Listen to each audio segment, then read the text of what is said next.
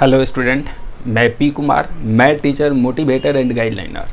हम लोग differentiability chapter को स्टार्ट किए हैं और आप लोग को डिफरेंशिएबिलिटी चैप्टर में देख रहे होंगे डिफरेंशिएशन का ज़रूरत पड़ रहा है। और डिफरेंशिएशन का ज़रूरत पड़ रहा है इसलिए आप लोगों को पहले ही 2 वीडियो डिफरेंशिएशन का आप लोगों को लिए बता चुके हैं। इसमें क्या हो गया है कि आप लोग एग्जाम्पल अगर बुक का देखिएगा लोग, केसी सिन्हा बुक का अगर एग्जाम्पल देखिएगा लोग, तो एग्जाम्पल में क्या किया है कि फर्स्ट प्रिंसिपल डिफरेंशिएशन का जो फार्मूला है उस बेस पर बनाया है। उस बेस पर बनाया है तो जो भी क्वेश्चन बनाया है वो लंबा लंबा गया है, जो भी क्वेश्चन बड़ा बड़ा बना है। हम लोग क्या कर रहे हैं, डिफरेंशिएशन का काम डायरेक्ट कर ले रहे हैं। इससे क्या हो रहा है कि हमारा काम इजी हो जा रहा है। हम लोग को 12th मेथड वाला जो डिफरेंशिएशन है उसका इस्तेमाल कर रहे हैं लोग, इसलिए कोई भी क्वेश्चन हम लोग डिफरेंशिएबिलिटी का बना रहे हैं वो बहुत ही आसान हो जा रहा है। तो आप लोग आसानी से कर सकते हैं 12th वाला डिफरेंशिएशन को। आप लोग को एफ डैश ही ना चाहिए, तो एफ डैश चाहिए तो डिफरेंशिएट। तो डिफरेंशिएशन आप चाहे 11th में जाके करिए या 12th में जाके करिए, आपको चाहिए तो डिफरेंशिएशन ना। तो डिफरेंशिएशन करने के लिए जिससे आपको आसानी से बन जाए, तो हम लोग को 12th मेथड वाला जो काम यूज करते हैं लोग बहुत ही आसानी से बन जाता है। उसके बाद डिफरेंशिएबिलिटी के लिए सिंपल सा काम लेफ्ट हैंड डेरिवेटिव और राइट हैंड डेरिवेटिव करना है। अगर बराबर हुआ तो फंक्शन डिफरेंशिएबल, अब बराबर नहीं हुआ तो फंक्शन नॉट डिफरेंशिएबल। बात समझ में आ रहा है? तो ये है डिफरेंशिएबिलिटी का कंसेप्ट। तो चलिए हम लोग आगे बढ़ते हैं और आप लोग जो भी दिक्कत है पूरा समझ में आएगा। एक भी चीज़, एक भी ऐसा पॉइंट होगा ऐसा नहीं है जो आपको ना समझ में आए। शर्त है कि आप कंटिन्यूअसली वीडियो देखिए, लाइन बाय लाइन वीडियो देखिएगा तो आपको एक एक पॉइंट, आपको एक एक छोटा छोटा चीज़ भी आपको बता देते हैं जो आपको यूज होने वाला है, जो ज़रूरत की चीज़ है, चाहे वो 11th में हो, 9th में हो, 10th में हो, वो हर एक पॉइंट आपको बताकर ही आपको क्वेश्चन बताते हैं। अगर किसी क्वेश्चन में चाहे किसी भी छोटा क्लास वाला, चाहे 8th class, 9th class, 10th class का कोई भी बेसिक कंसेप्ट आ जाए तो पहले आपको बेसिक कंसेप्ट बताएंगे, उसके बाद आगे। और आप लोग के देखिए आसपास जो भी स्टूडेंट है लोग, चाहे 11th या 12th, 11th के स्टूडेंटों को आप लोग बोलिए लोग कंटिन्यूअसली वीडियो देखने के लिए। 11th के स्टूडेंट वीडियो नहीं देख रहे हैं तो आप उसको फोर्स करिए, वो लोग को बोलिए कि वो लोग अपना पढ़ाई जारी रखे। किसी भी कंपटीशन में बैठेगा तो 11th ही ज़रूरी है और ये चीज़ आप लोग ही बता सकते हैं।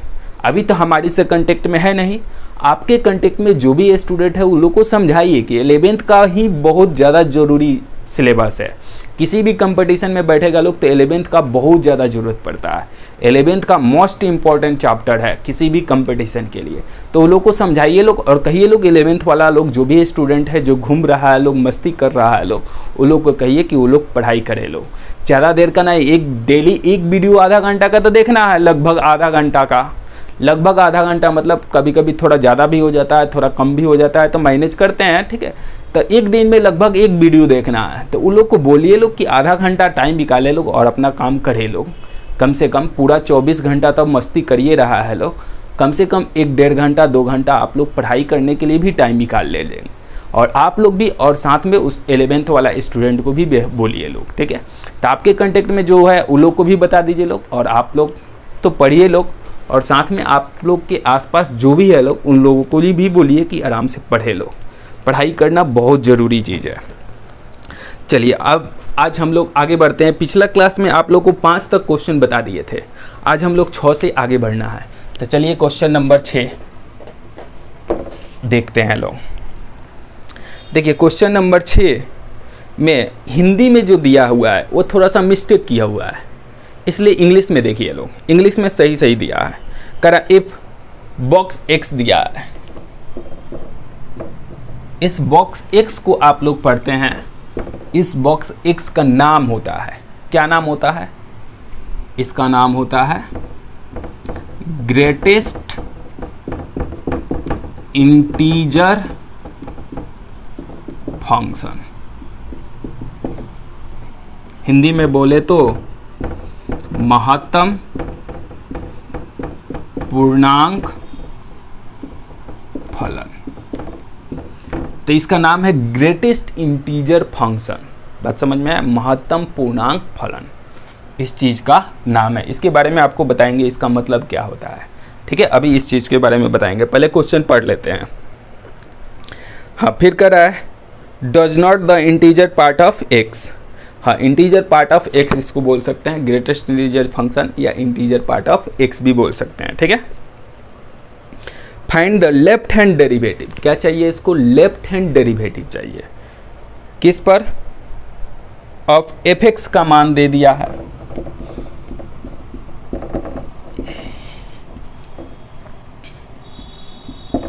Sign pi X at X बराबर के पर, ठीक है।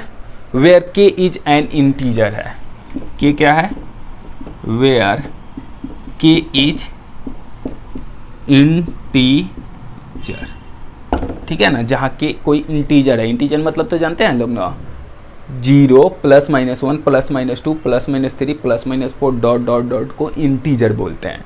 तो इंटीजर तो आप लोग जानते हैं, अरे के एक इंटीजर है, इंटीजर मतलब होता है पूर्णांक है, ठीक है। तो पूर्णांक आप लोग जानते हैं। हाँ, ये हम लोग का क्वेश्चन है, इसमें कह रहा है लेफ्ट हैंड लिमिट का लेफ्ट हैंड डेरिवेटिव निकालना है एट एक्स बराबर के पर, मतलब आप समझ में आ रहा है, एफ के माइनस का मान निकालना है, और डेरिवेटिव तो डैश, डेरिवेटिव ना चाहिए, लेफ्ट हैंड डेरिवेटिव का मान चाहिए। तो एफ डैश के माइनस का मान हम लोग से पूछ रहा है कि क्या होगा, फाइंड कीजिए। तो देखिए, लेफ्ट हैंड डेरिवेटिव हम लोग को फाइंड करने से पहले ये ग्रेटेस्ट इंटीजर फंक्शन के बारे में आपको जानना पड़ेगा कि आखिर ग्रेटेस्ट इंटीजर फंक्शन होता क्या है। तो चलिए पहले बता देते हैं ग्रेटेस्ट इंटीजर फंक्शन होता क्या है, उसके बाद फिर ये क्वेश्चन हम लोग बनाएंगे। तो पहले ग्रेटेस्ट इंटीजर फंक्शन के बारे में जान लेते हैं। देखिए, ग्रेटेस्ट इंटीजर फंक्शन कहता है ना कि अगर देखिए 2.5 दे दिया, तो 2.5 का मतलब हुआ ये जो नंबर लाइन है उस नंबर लाइन पर 0 1 2 3 4 5 -1 -2 -3, अब 2.5 तो 2.5 यहाँ मिलेगा, यहीं पर ना मिलेगा 2.5, कहता है ये 2.5 है ना उससे पीछे जाना है, जहाँ पर कहेगा 2.5 तो 2.5 और उससे पीछे जाना है, और देखना है इन सभी में सबसे बड़ा इंटीजर कौन है। तो सबसे बड़ा इंटीजर कौन है, 2 है, अर्थात 2.2 का मान क्या हो जाएगा, ग्रेटेस्ट इंटीजर फंक्शन 2 हो जाएगा। 2.2 का ग्रेटेस्ट इंटीजर फंक्शन क्या हो जाएगा, 2 हो जाएगा। उसी तरह देखिए 2.8 दे दिया, तो 2.8 तो 2.8 यहाँ ठीक थोड़ा सा बगल में और थोड़ा सा आगे चल जाएगा। अब इससे हम लोग को पीछे जाना होता है, इससे हम लोग को पीछे जाना है और देखना है इन सभी में सबसे बड़ा इंटीजर कौन है। तो सबसे बड़ा इंटीजर कौन है, 2 है, तो इसका भी मान 2 ही होगा। ये नहीं कि वह एक प्रोक्स वाला वैल्यू नहीं 8वां में कि 2.8 है तो उससे थोड़ा सा बड़ा करके 3 ले लेंगे, ये पॉइंट वाला नहीं है, ये ग्रेटेस्ट इंटीजर फंक्शन है, इसमें सिर्फ और सिर्फ इंटीजर वैल्यू ही बताना है। तो 2.8 के पास जाना है और उससे पीछे आ जाना है, बात समझ में आ। उसी तरह देखिए अगर 3.2 आ गया तो 3.2 3 से थोड़ा सा आगे और उससे ठीक पीछे जाना है, और इन लोगों में जो सबसे बड़ा होगा उसको बोलेंगे। तो सबसे बड़ा इंटीजर कौन है, 3 है, तो यही 3 क्या हो जाएगा, ग्रेटेस्ट इंटीजर फंक्शन हो जाएगा। उसी तरह कोई भी 4.999 भी हो जाए तो इसका भी मान 4 ही होगा। देखिए 4.99 तो 5 से छोटा, तो 5 से छोटा है तो 5 नहीं है, 5 तक जाता तो फिर 5 हो जाता, 5 से थोड़ा सा छोटा है ना तो 5 से पीछे आ जाइएगा, तो 5 से पीछे आ जाइएगा तो इन लोगों में सबसे जो बड़ा है वह क्या है, 4 है, इसलिए इसका मान 4 हो जाएगा। समझ में आ रहा है। उसी तरह अगर कोई इंटीजर का, अगर 5 का ग्रेटेस्ट इंटीजर फंक्शन पूछा जाए तो 5 तो खुद ही इंटीजर है, अब उसका इंटीजर फंक्शन पूछिएगा 5 का, तो 5 का ग्रेटेस्ट इंटीजर फंक्शन 5 ही हो जाएगा। इंटीजर फंक्शन का ग्रेटेस्ट इंटीजर फंक्शन इंटीजर ही हो जाता है, समझ में आ, इंटीजर ही ना ये सब आ रहा है, तो ये तो खुद ही इंटीजर है, तो इंटीजर का इंटीजर ही हो जाएगा। तो ये था पॉजिटिव के लिए। आप लोग इस तरह के कंडीशन निगेटिव में भी मिल सकता है। तो चलिए निगेटिव वाला ज़रा दिखाते हैं एग्जाम्पल। जैसे आप लोग को मिल जाए -2.4 मिल गया, तो पहले नंबर लाइन है, चलिए खींच देते हैं। 0 1 2 3 4 -1 -2 -3 -4 -5 -6 2.2 -2 0.4, तो थोड़ा सा इधर। अब इससे हम लोग क्या करेंगे, पीछे भागेंगे। तो इससे पीछे भागेंगे तो सबसे बड़ा इंटीजर कौन है, तो सबसे बड़ा 3 है, -3। देख रहे हैं 2.4, तो 2.4 यहाँ। अब इससे आप लोग को पीछे जाना है, तो पीछे जाइएगा तो सबसे बड़ा कौन मिलेगा, 3 मिलेगा। अर्थात -2.4 का ग्रेटेस्ट इंटीजर फंक्शन -3 आ जाएगा। उसी तरह चलिए ये एग्जाम्पल हो गया। उसी तरह -3.9 का अगर ग्रेटेस्ट इंटीजर फंक्शन, तो देखिए 3 और 0.9 ठीक यहाँ पर है, तो यहाँ से ठीक हम लोग पीछे जाएंगे तो इसमें जो सबसे बड़ा मिलेगा ये मिलेगा -4, अर्थात इसका ग्रेटेस्ट इंटीजर फंक्शन -4। यूँ समझिए तो निगेटिव के कंडीशन में ग्रेटेस्ट इंटीजर फंक्शन एक कम हो जाता है। -2 है तो देखिए क्या हो गया, -3 हो गया। -3 था तो क्या हो गया, -4 हो गया। और पॉजिटिव वाला में देखिए 2 है तो 2 हो गया। 2 पॉइंट कुछ भी हो, 1 2 3 4 10 20 कुछ भी हो, उससे कोई लेना देना नहीं है।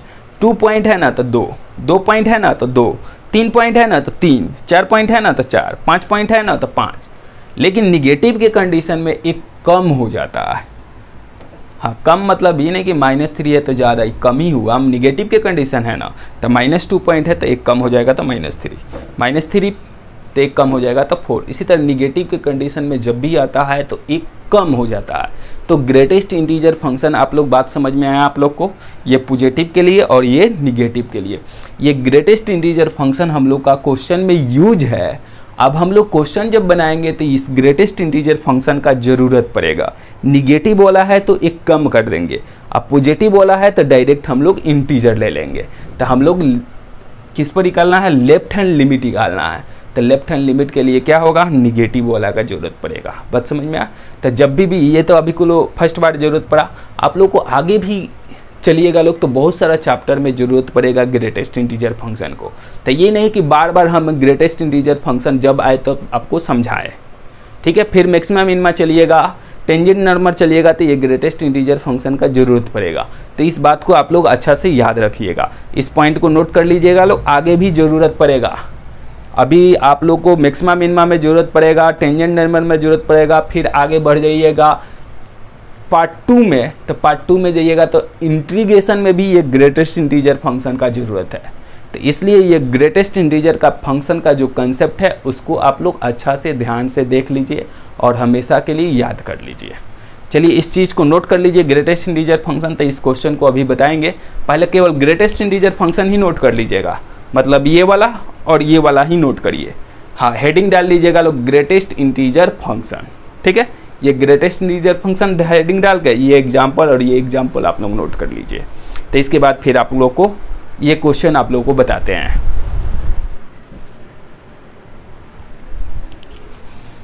चलिए इसके बाद क्वेश्चन हम लोग देखते हैं। ग्रेटेस्ट इंटीजर फंक्शन समझ गए लोग। अब चलिए इस क्वेश्चन को सबसे पहले इसको डिफरेंशिएट करना होगा। हम लोग को लेफ्ट हैंड डेरिवेटिव ही केवल चाहिए। तो चलिए सबसे पहले डिफरेंशिएट करिए। तो F dash X with respect to X कर देते हैं। हाँ, ये इंटीजर है तो इंटीजर क्या होता है, एक कांस्टेंट होता है। तो कांस्टेंट को बाहर कर लेंगे, ये कांस्टेंट बाहर। साइन का, तो साइन का आप लोग डिफरेंशिएशन करिएगा। तो साइन पाई एक्स है, तो साइन का डिफरेंशिएशन होता है जो बगल में हो। साइन के क्या रूल बताया है, रूल नंबर फर्स्ट, जो बगल में हो उसके रिस्पेक्ट में। तो साइन के बगल में क्या है, पाई एक्स है, तो पाई एक्स के रिस्पेक्ट में। फिर साइन नहीं, सिर्फ पाई और एक्स बाई डी एक्स। तो हम लोग को एफ डैश एक्स का मान मिल गया। ये तो कांस्टेंट है, साइन का क्या हो जाएगा, कॉस पाई एक्स। ये पाई बाहर हो जाएगा, कांस्टेंट बाहर। बताए थे कांस्टेंट किसी फंक्शन में गुना हो तो कांस्टेंट बाहर कर सकते हैं। तो कांस्टेंट बाहर और एक्स का डिफरेंशिएशन क्या हो जाएगा, 1 हो जाएगा। समझ में आया। अब यहाँ से हम लोग अपना लेफ्ट हैंड डेरिवेटिव चाहिए। तो left hand derivative eight X बराबर के पर, तो लिमिट एक्स टेंस टू के ऊपर क्या लगा देना है, माइनस लगा देना है। तो के ऊपर माइनस लगा देंगे। चलिए ये बॉक्स x cos पाई x इंटू पाई है, तो पाई को आप लोग बाहर कांस्टेंट को पहले कर सकते हैं। अब जहाँ x है वहाँ पाई डाल देना है, जहाँ x है वहाँ k डाल देना है, x जहाँ जहाँ है वहाँ k डाल देना है। तो चलिए डाल देते हैं, k के ऊपर माइनस, फिर यहाँ भी डाल लेना है cos पाई x है, उसके जगह k और इंटू पाई है तो इंटू पाई लिख देंगे। समझ में आया? बस अब देखिए k माइनस है तो k कोई इंटीजर है, k माइनस का मतलब हुआ थोड़ा सा छोटा, तो छोटा अगर होगा जैसे ये 2 माइनस, तो 2 माइनस तो 1.999 लिख सकते हैं। अब इसका आप ग्रेटेस्ट इंटीजर फंक्शन बताइएगा तो क्या हो जाएगा 1, 2 माइनस तो 2 से छोटा, तो 2 से छोटा मतलब 1.99। अब इसका ग्रेटेस्ट इंटीजर फंक्शन आप ही का लिएगा तो क्या आ जाएगा 1 आ जाएगा, मतलब 2 है तो उससे एक छोटा आ जा रहा है 1 आंसर। 2 का अगर लेफ्ट हैंड लिमिट निकालिएगा तो उससे एक छोटा आ जा रहा है 1। उसी तरह 5 का अगर लेफ्ट हैंड लिमिट तो 4.999 मिलेगा। अगर इस तरह का वैल्यू का ग्रेटेस्ट इंटीजर फंक्शन क्या हो जाएगा, तो 5 है तो 5 से छोटा क्या आ गया 4 आ गया। उसी तरह यहाँ k है तो k से छोटा क्या हो जाएगा, तो k से ठीक एक छोटा ना, तो k माइनस 1 हो जाएगा। k से ठीक छोटा मतलब k माइनस 1। अब ये देखिए ये आपको ट्रिगो में फार्मूला है, तो ट्रिगो तो आप पढ़े नहीं है, तो ट्रिगो में फार्मूला होता है cos n पाई रहे ना तो इसका मान होता है -1 के पावर n। cos n पाई हो तो उसका फार्मूला होता है -1 के पावर n। तो यहाँ देखिए पाई k है, n पाई, k को पहले कर दीजिए, पाई को तो आगे पीछे करने से कोई दिक्कत नहीं है, तो -1 के पावर n। तो इसका मतलब हो गया -1 के पावर, यहाँ n है तो n पावर दिए, तो यहाँ k है तो k पावर, यहाँ k है तो k पावर। ये ट्रिगो का फार्मूला है। तो ट्रिगो का फार्मूला जब हम लोग ट्रिगो पढ़ेंगे तो ये आपको बता देंगे कि ये फार्मूला होता है। ऐसे आप लोग 1 2 3 4 डाल के देखिएगा ना तो LHS बराबर RHS देगा। 1 2 3 4 या माइनस या प्लस कुछ भी डाल के देखिए, LHS में भी RHS में भी, तो दोनों बराबर आ जाएगा। तो कोई भी चीज़ 2 बराबर आता है तो फिर LHS बराबर RHS है। चलिए ये चीज़ हो गया। हाँ आइए पाई है तो पाई देख लीजिए लोग बुक में आंसर, k माइनस 1 के पावर k पाई है तो पाई। देखिए आंसर आ गया होगा। हम लोग को क्या फाइंड करना था, लेफ्ट हैंड डेरिवेटिव। तो हम लोग लेफ्ट हैंड डेरिवेटिव का मान निकाले, k माइनस यहाँ k, हाँ यहाँ माइनस रखने से कोई अंतर पड़ेगा नहीं, ठीक है। यहाँ k minus greatest integer function में अंतर आएगा, जितना का माइनस होगा उससे 1 कम हो जाता है। 5 का माइनस का मतलब 4, 2 माइनस का मतलब 1, जितना रहेगा उतना से 1 कम। तो k है तो k से 1 कम हो जाएगा तो k माइनस 1। ये फार्मूला ही होता है ट्रिगो का, सिंपल फार्मूला। अब पाई है तो पाई। देखिए बुक में आंसर आ गया होगा, बात समझ में आया। तो ये है लेफ्ट हैंड डेरिवेटिव। तो बहुत ही आसान था, कोई ज़्यादा डिफिकल्ट नहीं था। इसमें नया चीज़ यूज किया था ग्रेटेस्ट इंटीजर फंक्शन। अगर आपको ग्रेटेस्ट इंटीजर फंक्शन के बारे में मालूम है तो फिर ये क्वेश्चन बनाना बहुत ही आसान है। ये क्वेश्चन आपको IIT JEE में क्वेश्चन पूछा हुआ है, ठीक है। तो थोड़ा सा इसमें दिमाग लगाना पड़ा, कोई खास डिफ़िकल्ट वाला बात नहीं है कि बहुत डिफ़िकल्ट क्वेश्चन था, आसानी से बना सकते हैं लोग। आप लोग बात अच्छा से समझ में आ गया होगा क्योंकि एक एक पॉइंट हमने बता दिया है। अब इतना बताने के बाद अगर नहीं समझे तो फिर आप कभी नहीं समझिएगा, ठीक है। तो आप लोग थोड़ा सा भी ध्यान से देखिए, लोग जो भी चीज़ बताए हैं बहुत ही आसान है, ठीक है। चलिए नोट कीजिए, तो इसके बाद नेक्स्ट क्वेश्चन बताते हैं।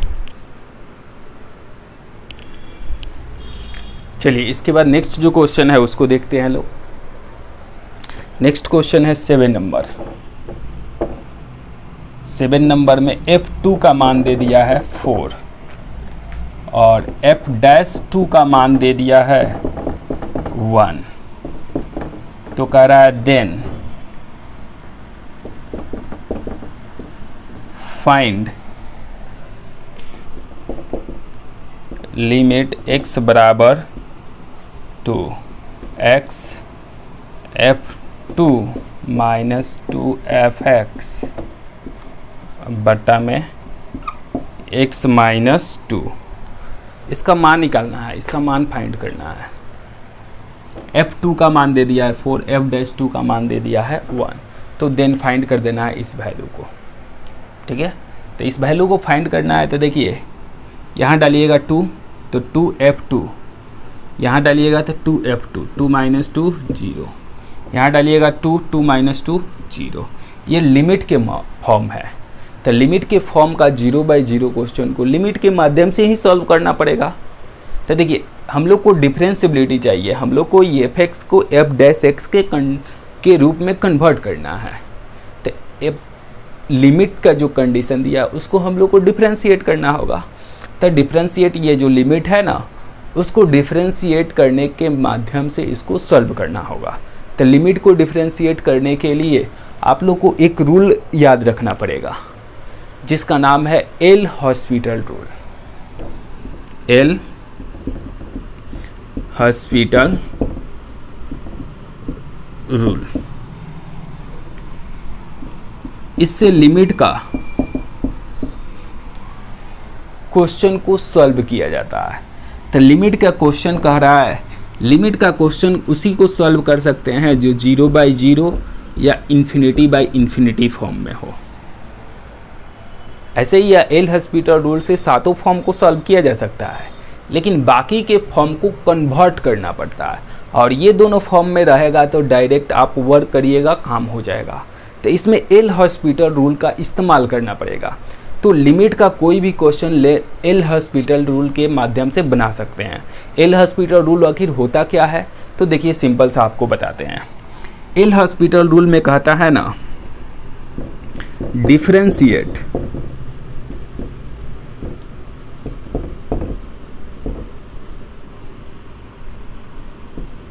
डिफरेंशिएट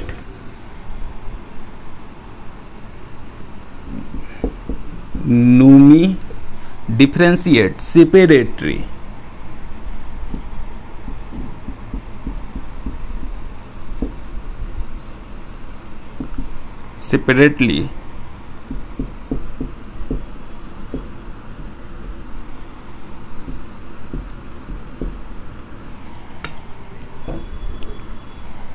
डिफरेंशिएट सेपरेटली न्यूमरेटर, मतलब अंश को अलग डिफरेंशिएट करिए,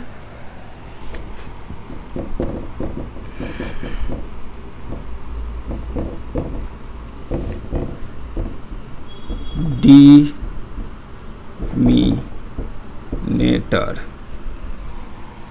डिफरेंशिएट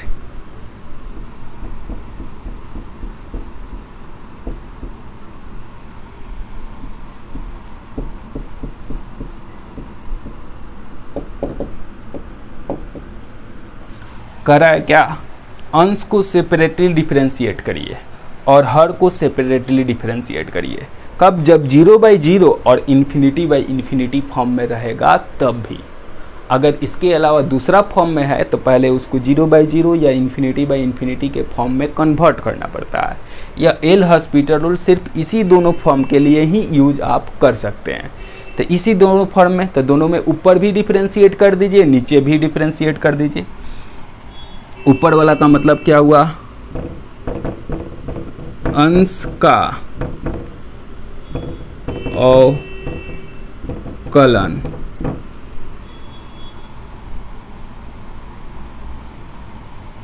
अंश का अवकलन सेपरेटली मतलब अलग अलग, मतलब ऊपर वाला का अलग, अंश का अवकलन अलग, अंश का अवकलन अलग, और उसके बाद हर का अवकलन अलग। अंश वाला को अलग डिफरेंशिएट कर दीजिए और हर वाला को अलग। इन्हें कि u/v वाला फार्मूला लगा दिए। u/v वाला फार्मूला नहीं लगाना है, ऊपर वाला को अलग डिफरेंशिएट और नीचे वाला को अलग डिफरेंशिएट कर देना है। तो ऊपर वाला अलग डिफरेंशिएट करिए और नीचे वाला अलग। तब तक डिफरेंशिएट करिए जब तक ये 0/0 या ∞/∞ गायब ना हो जाए। ये जो लिमिट आपको टेंस टू दिया रहेगा ना, इस वैल्यू को पुट करके देख लेंगे इस वैल्यू को पुट करिएगा, उसके बाद 0/0 अगर नहीं हो तो मान डालिए, आंसर मिल जाएगा। अगर 0/0 होगा या ∞/∞ होगा तो एक बार और डिफ्रेंशिएट करना होगा, ठीक है, दूसरा बार डिफ्रेंशिएट करना होगा, ऊपर भी फिर नीचे भी, और तब तक ये डिफ्रेंशिएट करना है जब तक ये 0/0 ∞/∞ गायब ना हो जाए। 0/0 ∞/∞ आना बंद हो जाएगा। उसके बाद ये जो लिमिट आप लोग को दिया रहता है उस वैल्यू को पुट करिए और गेट लिमिट प्राप्त कर लीजिएगा। तब पहले आप लोग को इस क्वेश्चन को बनाने के लिए यह एल हॉस्पिटल रूल आप लोग को जानना जरूरी है। आसानी से अगर बनाना चाहते हैं तो ये एल हॉस्पिटल रूल, चूँकि इसमें डिफ्रेंशिएशन का काम है तो डिफ्रेंशिएशन के लिए एल हॉस्पिटल रूल का इस्तेमाल करेंगे लिमिट को सॉल्व करने के लिए। तो एल हॉस्पिटल रूल बहुत ही सिंपल है। क्या कह रहा है, एक बार न्यूमरेटर को डिफ्रेंशिएट कर दीजिए और एक बार डिनोमिनेटर को डिफ्रेंशिएट कर दीजिए, एक बार अंश वाला को डिफ्रेंशिएट कर दीजिए, एक बार हर वाला को डिफ्रेंशिएट कर दीजिए, दोनों को अलग अलग डिफ्रेंशिएट कर दीजिए और तब तक डिफ्रेंशिएट करती है जब तक 0/0 ∞/∞ आना बंद ना हो जाए। जब आना बंद हो जाएगा तो ये पुट वैल्यू और गेट लिमिट, वैल्यू को पुट करिए और लिमिट आपको प्राप्त हो जाएगा। बात समझ में आ रहा है?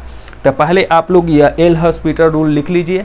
तो इसी एल हॉस्पिटल रूल के माध्यम से इस क्वेश्चन को बनाकर दिखाते हैं। चलिए पहले इस चीज़ को नोट कर लीजिए।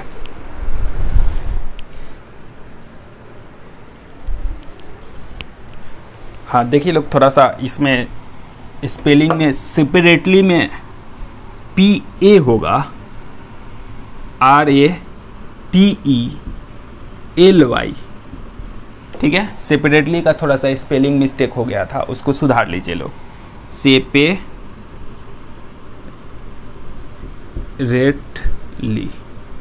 ठीक है। तो थोड़ा ये सेपरेटली का स्पेलिंग को थोड़ा सा सुधार लीजिए, बाकी सब सही है, ठीक है। चलिए इसके बाद नेक्स्ट बताते हैं। चलिए नोट कर लीजिए, पहले सुधार लीजिए। चलिए इसके बाद नेक्स्ट जो को देखिए लोग, हाँ इसको हम लोग को सॉल्व करना है। तो देखिए ये 0/0 फॉर्म है, चेक किए थे हम लोग। क्या करना, ऊपर भी डिफ्रेंशिएट कर देना है, नीचे भी। एल हॉस्पिटल रूल, ठीक है। तो कहता है ऊपर भी डिफ्रेंशिएट करिए। तो ऊपर जब डिफ्रेंशिएट करिएगा तो x का डिफ्रेंशिएशन, ये कांस्टेंट है तो कांस्टेंट F2 बाहर हो जाएगा और x का डिफ्रेंशिएशन क्या हो जाएगा, 1, कांस्टेंट बाहर हो जाएगा। fx को डिफ्रेंशिएट करिएगा लोग तो f' हो जाएगा। fx को डिफ्रेंशिएट करिएगा तो क्या हो जाएगा, f'। हाँ x। अब चलिए ऊपर वाला का डिफ्रेंशिएशन हो गया, अब नीचे वाला का डिफ्रेंशिएशन। x का डिफ्रेंशिएशन 1 और कांस्टेंट का 0। x का डिफ्रेंशिएशन 1 और कांस्टेंट का डिफ्रेंशिएशन 0। अब जहाँ x है वहाँ 0 डालेंगे तो यहाँ x है वहाँ 0, और देखिए यहाँ मतलब यह अब 0/0 आना बंद हो गया है। नीचे तो 1 आ गया ना, तो 1 आ गया मतलब 0/0 फॉर्म नहीं है। तो फॉर्म नहीं है तो जहाँ x है वहाँ 2 डाल देना है, जहाँ x है वहाँ क्या डाल देना है, 2 डाल देना है। तो डाल दीजिए, जहाँ x है वहाँ 2, तो 2 डालिएगा तो ये F2 तो रहेगा और यहाँ 2 डालना होगा, -2F'2 और बट्टा में क्या बच गया है, 1, ठीक है। 0/0 हट गया है। अब देखिए आप लोग के क्वेश्चन में F2 का मान दिया है, कितना दिया है F2 का मान, 4 डाल दीजिए यहाँ 4। 1 से भाग देने से कोई अंतर पड़ेगा नहीं।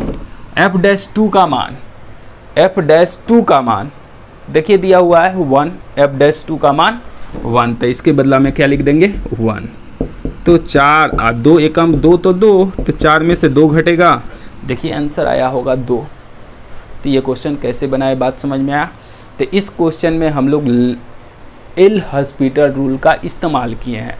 एल हॉस्पिटल रूल लिमिट का कोई भी क्वेश्चन को बना सकते हैं। आप लोग 11th में लिमिट चैप्टर पढ़े हैं ना, उसमें अधिकांश क्वेश्चन 0/0 फॉर्म है। आप लोग इस रूल का इस्तेमाल करके वहाँ जाके सारा क्वेश्चन बना सकते हैं। जितना क्वेश्चन 0/0 फॉर्म है ना, ऊपर भी डिफ्रेंशिएट करिए, नीचे भी डिफ्रेंशिएट करिए, आप वैल्यू जो है वो पुट कर दीजिए, आंसर आ जाएगा। और डिफ्रेंशिएशन इस चीज़ को उस समय इसलिए नहीं बताए थे एल हॉस्पिटल रूल को उस समय इसलिए नहीं बताए थे क्योंकि आप लोग डिफ्रेंशिएशन नहीं जानते थे। अब हम लोग डिफ्रेंशिएशन पढ़ लिए हैं, अब इस एल हॉस्पिटल रूल का इस्तेमाल कहीं भी कर सकते हैं लोग। तो अब एल हॉस्पिटल का रूल का इस्तेमाल कब कर सकते हैं, बात समझ में आ?